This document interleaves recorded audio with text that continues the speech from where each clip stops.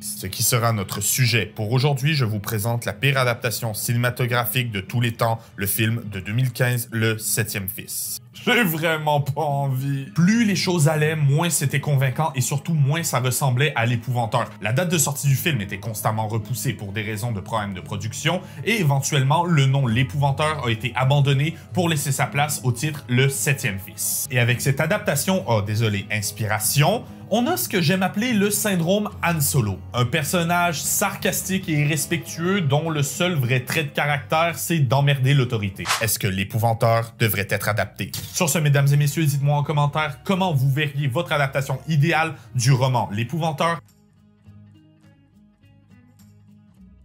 Et si la saga Épouvanteur avait le droit à une vraie adaptation cinématographique? C'est ce que nous verrons dans cette vidéo. Je vous dirai ce qu'il faut adapter, ce qu'il ne faut surtout pas toucher, et surtout comment et pourquoi les choses se passeraient de telle ou telle façon. Cette vidéo s'adresse principalement aux fans de la saga, mais je pense qu'il est tout à fait possible de l'apprécier sans avoir lu les livres. Sur ce, place à la vidéo. L'Épouvanteur de Spook Series de Wardstone Chronicles, les aventures de Thomas J. Ward, est une de mes sagas littéraires préférées. Écrite par Joseph Delaney, elle fut adaptée en 2015 au cinéma dans ce que je juge comme étant la pire adaptation de roman au cinéma jamais réalisée. Mais après coup, comme j'aime me faire du mal, j'en ai fait une vidéo et je m'attendais honnêtement à ce que ça floppe. Mais non seulement j'ai pu réaliser que ça vous plaît, mais un bon nombre de commentaires décents sont apparus. Vous avez été nombreux à cracher sur le film, à le traiter de trahison, ce qui en soi est vrai. Mais alors, on est en droit de se demander comment adapter l'Épouvanteur. Eh ben c'est ce qu'on va voir aujourd'hui, hein. Salutations et bienvenue à Faits et Fiction, l'émission où on analyse la culture. Aujourd'hui, on reparle de la saga Épouvanteur et je vous dis à quoi devrait ressembler une bonne adaptation de cet univers.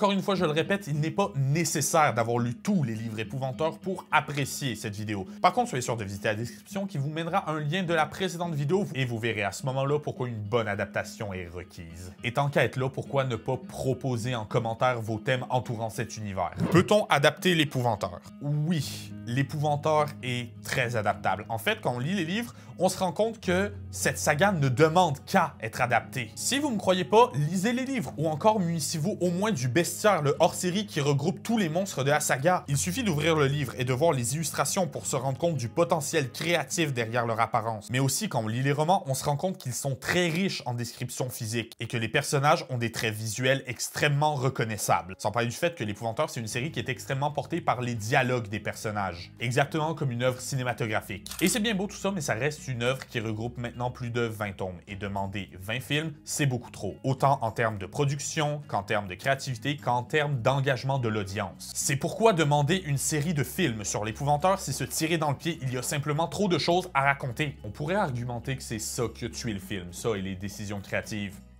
dégueulasses. C'est pourquoi je pense que la meilleure façon d'adapter l'Épouvanteur, c'est d'en faire une série de 42 minutes par épisode. Qui devrait adapter les livres? Je crois qu'il serait juste de mettre Tim Burton sur le projet. Joseph Delaney lui-même a confié avant de mourir que ça a été une déception de voir Burton quitter le projet. Il croyait que ce réalisateur était le meilleur choix pour donner vie à son œuvre. Du côté filmographie, la récente série Mercredi prouve que Tim Burton, le format télé, ça lui va bien, et des films comme Batman 1989 montrent aussi qu'il est capable de mélanger son style gothique à un autre média préexistant. Même si honnêtement, il y aurait aussi la possibilité de prendre James Wan, le cerveau derrière la saga Conjuring. C'est un très bon réalisateur pour ce qui est des trucs sombres, mais pour l'Épouvanteur, il devrait se maîtriser un peu et ne pas aller trop loin dans le côté horreur. Sinon, du côté world building, on a aussi Matthew Vaughn qui ferait du bon travail. Il construit des mondes cohérents et ses mises en scène en termes de combat sont magnifiques. Vous aussi, vous êtes en train de penser à la scène de combat de Kingsman, hein?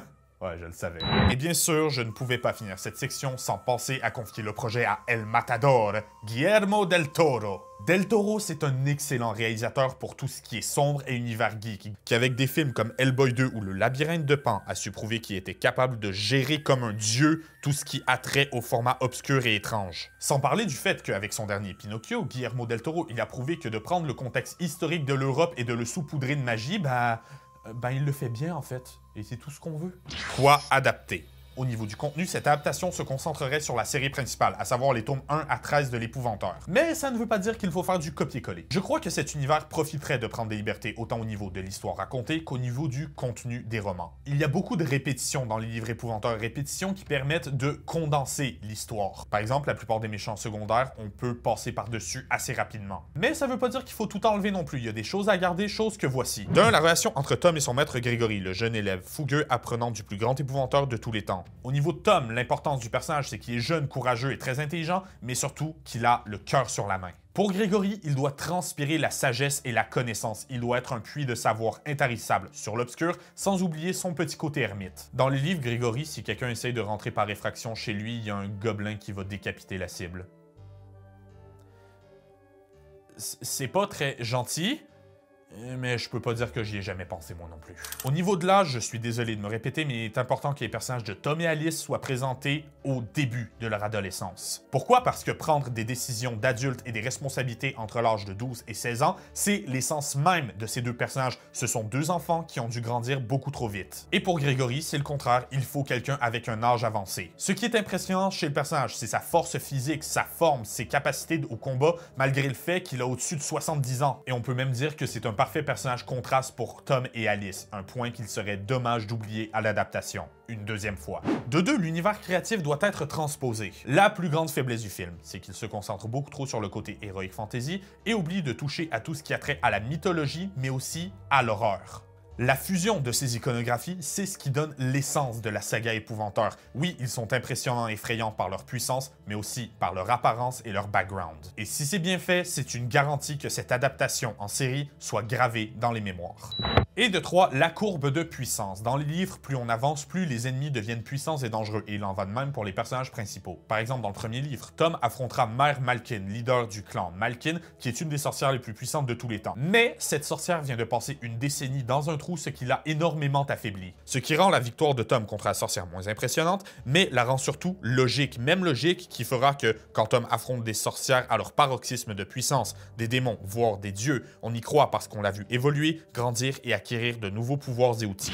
De 4, le métier d'épouvanteur en lui-même. C'est probablement le point le plus important de la saga, c'est de comprendre les méthodes de chasse aux sorcières des épouvanteurs. Par exemple, dans les romans, on voit les mécaniques de comment attraper telle créature, comment les entraver, comment s'en débarrasser de façon sécuritaire. Et les détails donnés sont très poussés à la fois dans les livres, mais aussi dans les hors-séries, comme encore une fois, le bestiaire. Mais aussi un thème très important, c'est le fait que les épouvanteurs sont traités comme des parias par la société. Ils sont reniés parce que les gens ont peur que s'ils s'approchent d'un épouvanteur, ils vont devenir la cible d'une sorcière qui essaye de se venger. C'est comme ça qu'on raconte l'histoire des épouvanteurs, c'est de comprendre les causes, les tâches et les conséquences de ce métier. Ce sont, selon moi, les points les plus importants à garder. Donc maintenant, qu'est-ce qu'on ne veut pas? Les erreurs à ne pas commettre.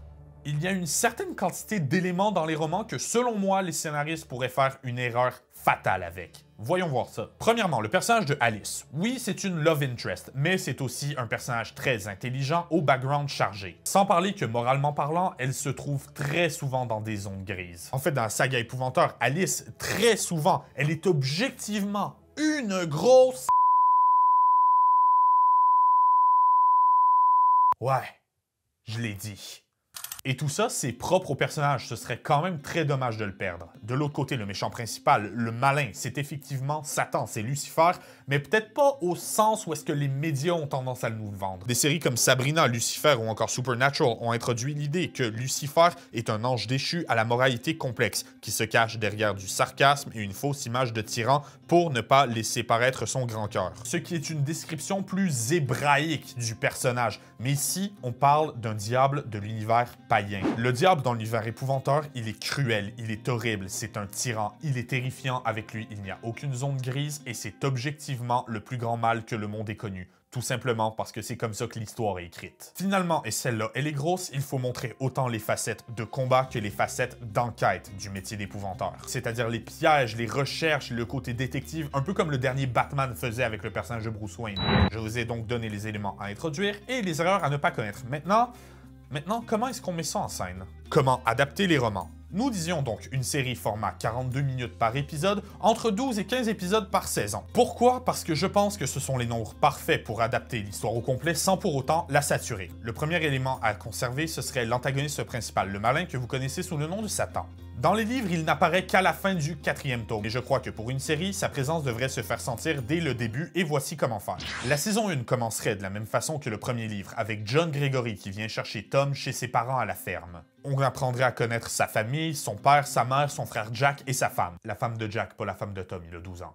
Les premiers épisodes se concentreraient sur le tome 1 de l'Épouvanteur, c'est-à-dire Lizzie l'osseuse, l'introduction d'Alice et le showdown avec Mère Malkin. Après quelques épisodes, Tom aurait prouvé à Maître Gregory qu'il est capable de se débrouiller seul, ce qui le pousserait à l'envoyer en mission sans lui. On adapterait ensuite le 2e tome, développant au passage le personnage de Alice et la rapprochant de Tom, ce que Gregory trouverait très dommage. Cet arc narratif se conclurait par l'introduction du personnage de Meg Skelton, amante de l'Épouvanteur et sorcière Lamia. Ici, Tom apprendrait à remettre en question la foi de son maître en le métier d'Épouvanteur, et Meg représenterait la plus grosse erreur que Gregory n'a jamais commise. Viendrait ensuite la fin de la saison qui se déroulerait dans la maison d'hiver de Gregory dans la lande d'Anglezark. On est rendu à l'adaptation du 3e tome à la fin de la saison 1. Cet arc commencerait avec des lettres de la part de Jack disant que le père de Tom est très malade. Mais on rencontrerait aussi un des anciens apprentis de John Gregory, Morgan, le faux épouvanteur devenu nécromancien, qui serait un antagoniste parfait pour la fin de la saison 1. Juste comme dans les livres, son but serait de ressusciter Golgoth, le seigneur de l'hiver,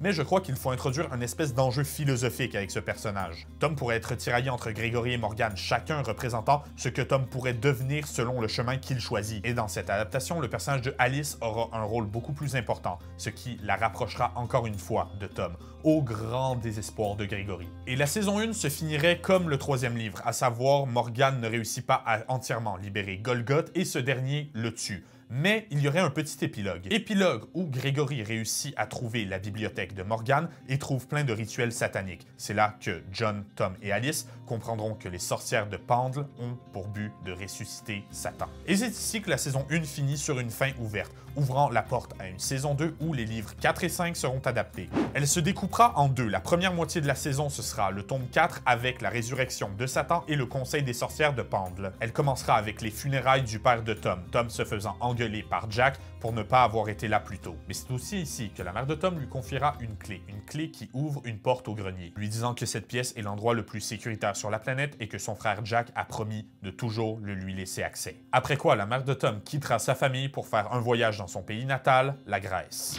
Le plan des sorcières, les clans Malkin, Dean et Mouldine sera révélé sur Pendle, le fait de ressusciter le malin. Mais moi, si dans les livres, il y a un personnage que j'ai toujours trouvé sous-développé, c'est Meg. Et je pense que c'est elle qui devrait faire la révélation que Tom possède du sang spécial, très important pour les sorcières. Et surtout que ce sang, c'est la clé pour empêcher le démon de régner sur la planète. Et si vous avez lu les livres, vous savez où est-ce qu'on s'en va. C'est ici qu'entrera en scène Grimalkin, la sorcière assassine et personnage préféré des lecteurs. Ce serait vraiment dommage d'adapter une série littéraire et d'oublier d'adapter le meilleur personnage une deuxième fois. C'est alors que se déclarera un combat entre les héros et les sorcières. Tom, sous les ordres de Gregory, parviendra à s'échapper in extremis. Mais malheureusement, Grimalkin est à ses trousses. Tom arrive devant la maison de Jack et il trouve la sorcière qui l'attend sur le haut de la colline. Elle lui dira qu'il n'y a rien de personnel, que tout ce qu'il a à faire, c'est à se laisser faire et qu'elle rendra son action la moins douloureuse possible. Évidemment, le jeune épouvanteur ne l'écoute pas, il s'enfuit. Grimalkin dégaine alors une de ses dagues et la lui lance. Tom voit alors le poignard voler vers lui et quelque chose de très étrange se produit.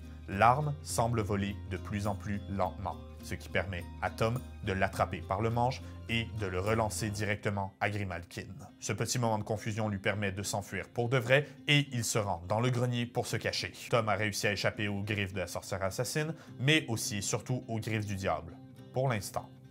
La deuxième moitié de la saison se concentrera donc sur le 5e tome où Tom ira suivre les enseignements d'un de mes personnages préférés, l'épouvanteur Bill Arkwright. Dans les livres, comme dans ses adaptations, il sera précisé que John s'était promis de ne plus envoyer ses apprentis se faire enseigner par Arkwright, dû à la violence dont il a fait preuve avec le dernier. Mais ici, la situation a changé et c'est pourquoi Tom sera dirigé vers Castor. Nous apprendrons ici donc un des points les plus importants de l'histoire. Vous voyez, dans les romans, il est dit que le malin veut prendre le contrôle de la planète. Et que pour ce faire, s'il parvient à tuer Tom, il régnera pour un siècle. Par contre, si un des enfants du diable réussit à tuer Tom, ou si Tom quitte ce monde de sa propre volonté ou se fait convertir à l'obscur, le malin régnera pour l'éternité. Et ici, je tiens à rappeler que Gregory entretient une bonne relation avec Arkwright. Il est donc au courant pour l'existence de la sorcière Morwen. Morwen, c'est une sorcière d'eau très puissante, mais c'est aussi la fille de Satan. Et Bill Arkwright est probablement le plus grand expert qui existe à la fois sur les sorcières d'eau et sur cette sorcière en particulier. Elle est donc une menace qu'il faut éliminer. Et qui de mieux pour préparer Tom que Bill à cette éventualité? Ici, la saison se conclura contre Morwen, là où John et Alice rejoindront Bill et Tom affrontant la sorcière d'eau dans un combat qu'ils passeront proche de perdre jusqu'à la fin. Morwen lancera Gregory contre un mur ou un arbre. Elle lui sautera dessus, prêt à lui arracher la tête. Tom n'en croit pas ses yeux, son maître va mourir, et là, le temps s'arrête presque. Morwen est au-dessus de John Gregory, prêt à le tuer. Elle est presque totalement immobile. Tout est presque immobile, sauf Tom. Tom qui dégaine sa chaîne d'argent, la lance et parvient à capturer la sorcière. Morwen finira ses jours au fond d'un trou dans le jardin de Bill Arkwright. Les héros reprendront la route vers Chipendant où se trouve la maison de l'épouvanteur et tout est bien qui finit bien pour la saison 2. Et ici, je sais que je vais pas me faire que des amis, mais je pense que la 3e saison devrait se concentrer entièrement sur l'adaptation du 6e livre. Pourquoi? Parce que le 6e livre, c'est vraiment là où les choses commencent à aller mal, mais surtout, il se passe dans un autre pays. La 6e histoire se passe en Grèce, là où les héros ont prévu affronter Lordine, un démon de feu à la solde du malin. Donc, la saison commencera avec la mère de Tom qui mettra les héros au parfum et qui leur dira que Lordine va se réveiller. Ils doivent donc quitter pour la Grèce, voyage que Gregory refuse de faire. Il dira à Tom qu'il lui laisse une journée pour revenir avec lui et que s'il ne fait pas, il peut faire une croix sur son apprentissage. Et juste comme dans le livre, la mère de Tom lui écrira une lettre et parviendra à le faire changer d'avis. Le premier épisode s'achèvera après un voyage en bateau d'1 semaine où est-ce qu'ils seront confrontés en Grèce par leur nouvel allié, Grimalkin. Au début, personne ne lui fait confiance, mais Tom acceptera de travailler avec elle suite à la volonté de sa mère. Et il ira de même pour Bill, John et Alice. On verra les héros faire face à des créatures grecques comme des sorcières Lamia comme Meg, mais qui évidemment aura un peu de screen time cette saison, on est quand même chez elle. Mais c'est aussi l'occasion d'avoir un très bon développement de personnage pour Grimalkin. On verra son côté un peu plus humain. On peut même dire que ce côté sentimental très enterré sous des murs d'acier à l'intérieur de ce qui lui sert de cœur, eh bien c'est l'attrait du personnage de Grimalkin. Ça et son chara-design qui est juste malade.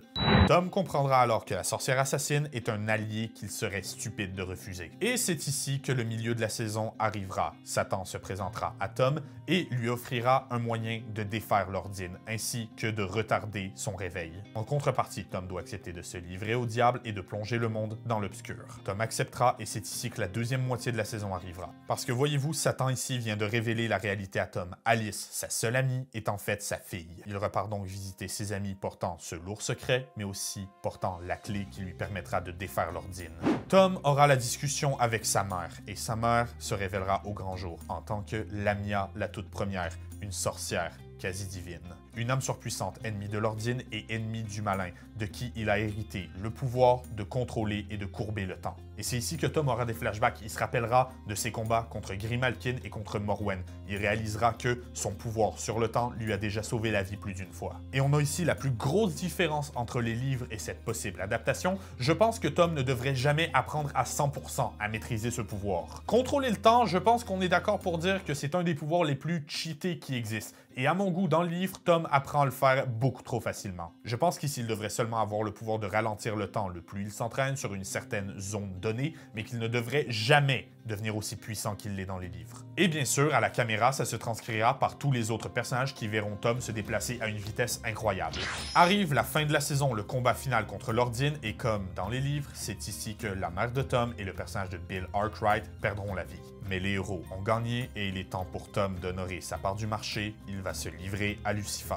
Mais ça, c'est sans compter sur l'ingéniosité de sa fille Alice, qui comme dans les romans fabriquera une fiole de sang qui tiendra Satan loin tant que les deux personnages sont proches d'elle. C'est une magie très noire qui rapprochera Alice de l'obscur. Elle devient une sorcière de plus en plus pernicieuse, ce qui inquiétera Tom, mais surtout ce qui déplaira à Gregory. Parlant de Gregory, pour lui, cette saison se finira avec l'acceptation du fait que pour vaincre ce nouvel ennemi, il devra accepter de travailler avec l'obscur. Il se sentira dépassé par les événements, mais c'est l'occasion de faire grandir son personnage. Ce qui nous amène au 7e livre et à la 4e saison. Et je pense qu'on va faire un gros changement ici. Le 7e livre commence avec le comté qui est plongé dans la guerre, mais je pense qu'ici, à la place, on devrait avoir des attaques de sorcières aux 4 coins du pays, épaulées bien sûr par le diable. Les héros passeront la saison en fuite, puisque les sorcières ont décidé d'éliminer le plus d'épouvanteurs possible. Avec tous leurs supporters, la clique sera donc composée de Grimalkin, Tom, John et Alice. La première moitié de la saison se concentrera sur Lizzie l'osseuse, leader de la coalition des sorcières,